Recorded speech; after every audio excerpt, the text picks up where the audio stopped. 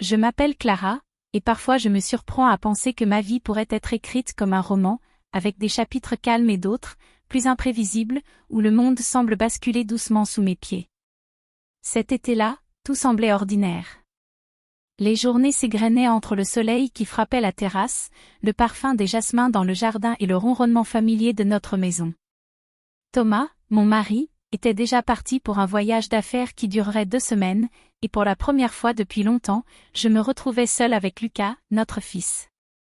Lucas avait 19 ans, et même s'il avait grandi trop vite à mon goût, il restait mon fils, mon petit univers. Je le regardais parfois travailler sur son ordinateur dans le salon, ses doigts courant sur le clavier avec une concentration que je connaissais bien. Mais ce jour-là, quelque chose dans son regard m'a semblé différent. Peut-être était-ce moi, ou le fait que nous étions seuls tous les deux, sans le rythme habituel imposé par Thomas. Nous avons commencé par des gestes anodins, préparer le déjeuner ensemble, choisir les fruits pour une salade, rire de petites choses sans importance. Mais il y avait cette aisance nouvelle, ce sentiment que chaque moment partagé prenait plus de poids qu'à l'ordinaire. Quand je lui ai tendu un bol, nos mains se sont frôlées, un contact simple, presque imperceptible, mais qui a provoqué un frisson inattendu, un éclat de vie dans la chaleur tranquille de l'après-midi. Plus tard, nous sommes sortis dans le jardin pour profiter du soleil. Lucas s'est allongé sur le transat à côté de moi, et j'ai senti la brise d'été jouer avec nos cheveux. Nous avons parlé de tout et de rien, mais nos voix semblaient se fondre dans le murmure des feuilles et le chant lointain des oiseaux. À un moment, il a tendu la main pour m'aider à ajuster un coussin, et nos doigts se sont touchés plus longuement que nécessaire. C'était une familiarité nouvelle, tendre et troublante, mais elle ne venait pas du désir, elle venait de cette complicité retrouvée, de ce confort rare qu'on ne trouve que dans certaines étés suspendues. Le soir venu, nous avons préparé le dîner ensemble. La cuisine s'est remplie de rires et de petits gestes, un bras passant derrière moi pour attraper un plat, une épaule frôlant la mienne, et ces regards prolongés qui parlent sans mots. Le monde extérieur semblait avoir disparu, et il ne restait que nous, dans notre bulle de chaleur et de lumière dorée. Quand nous nous sommes assis pour manger, nos genoux se sont légèrement touchés sous la table, et un frisson m'a traversé, doux et surprenant, rappelant que parfois, l'intimité la plus forte ne réside pas dans les grands gestes, mais dans les petits détails partagés. Plus tard, sur le canapé, nous avons regardé un vieux film, nos épaules se touchant presque. À un moment, j'ai senti la fatigue me gagner, et sans vraiment y penser, je me suis rapprochée de lui pour m'installer plus confortablement. Nos rires ont éclaté à cause d'une scène maladroite du film, et j'ai compris que ce simple moment de proximité, ce souffle partagé et ce mélange de chaleur et de sécurité, était devenu un trésor secret entre nous. Ce fut le début de cet été étrange, où chaque geste, chaque regard, chaque rire partagé semblait porter une intensité nouvelle. Une complicité qui ne se disait pas, qui ne s'exprimait pas par des mots, mais qui se sentait dans chaque instant, dans chaque mouvement, dans chaque souffle. Et je savais, au plus profond de moi, que ces 2 semaines allaient devenir un souvenir unique, inoubliable. Les jours suivants, la maison semblait respirer différemment. Chaque matin, je me réveillais avec un mélange de sérénité et d'attente, comme si l'air lui-même contenait une tension douce et subtile.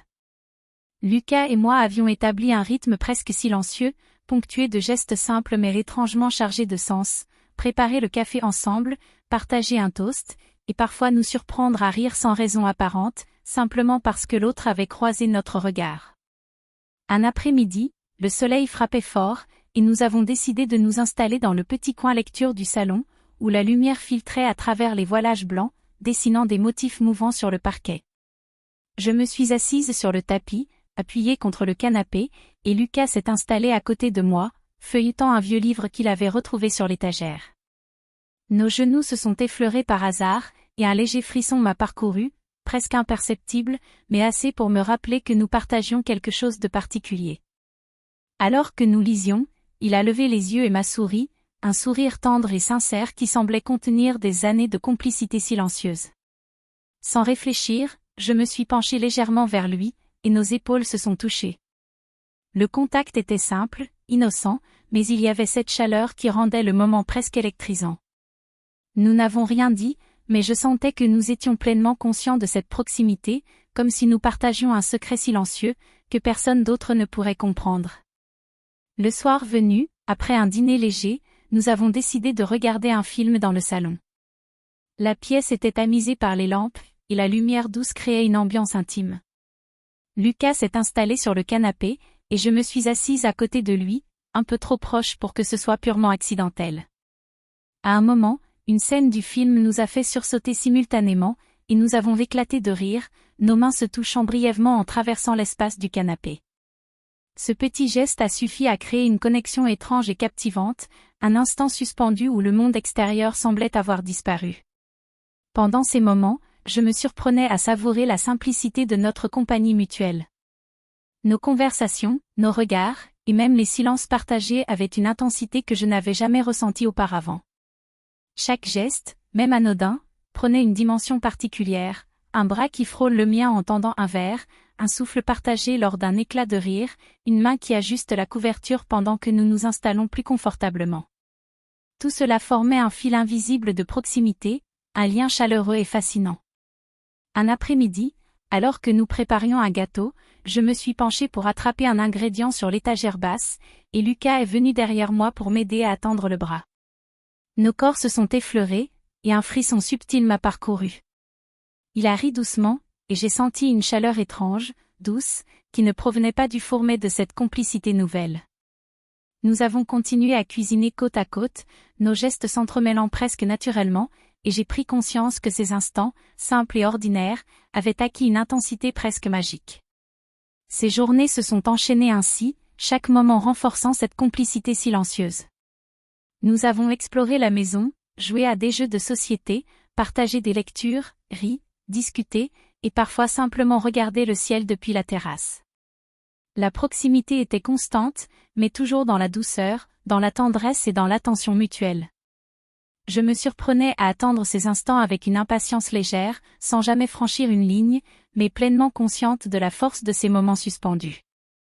Et c'est ainsi que cet été étrange, débuté avec une simple solitude partagée, s'est transformé en une série de journées où chaque geste, chaque regard, chaque rire créait une intimité profonde, fascinante et inattendue.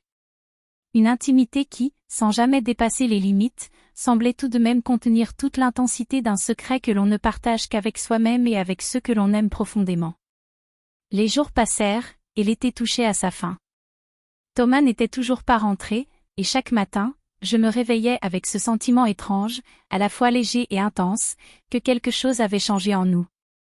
Lucas et moi avions créé une routine délicate, des moments de complicité, des éclats de rire, des gestes doux, et cette proximité qui devenait presque naturelle. Je me surprenais parfois à observer son sourire et à ressentir une chaleur douce dans ma poitrine, une tendresse que je n'avais jamais connue de cette manière. Un soir, alors que le ciel se teintait de rose et d'orange, nous nous sommes assis sur la terrasse, chacun avec une boisson fraîche à la main.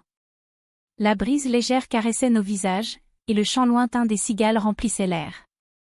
Nous étions silencieux, simplement présents l'un pour l'autre. Et dans ce silence, il y avait quelque chose de profond, presque sacré, une intimité née de la confiance, de la proximité et de la simplicité de ces moments partagés. Puis, Lucas s'est penché pour ramasser une petite branche tombée près de lui, et je me suis rapprochée pour l'aider à la remettre sur le côté. Nos mains se sont touchées, et pour une fraction de seconde, le temps s'est suspendu.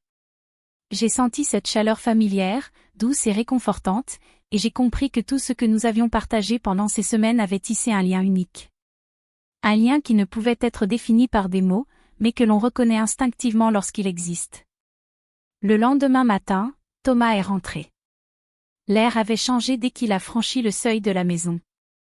Tout était comme avant, et pourtant, je savais que rien n'était exactement le même. Lucas et moi avons échangé un regard, discret mais chargé de sens. Nous savions que ces semaines, ces moments de complicité et de tendresse, resteraient gravés dans nos mémoires. Une partie de moi ressentait une nostalgie douce, un souvenir précieux qui ne pourrait jamais être répété, mais qui continuerait à vivre en nous, silencieux et puissant. Et c'est là que j'ai compris quelque chose de surprenant, ce n'était pas une histoire de transgression, ni de désir défendu, mais une révélation sur la profondeur des liens familiaux. Parfois, l'intimité la plus forte n'est pas celle que l'on croit devoir cacher, mais celle qui se crée dans le partage simple, dans l'attention et la présence. Ce secret silencieux, ces semaines où nous avons ri, cuisiné, lu et partagé des gestes anodins mais significatifs, m'avait appris que l'amour, la complicité et la tendresse peuvent exister sous mille formes, inattendues et infiniment précieuses.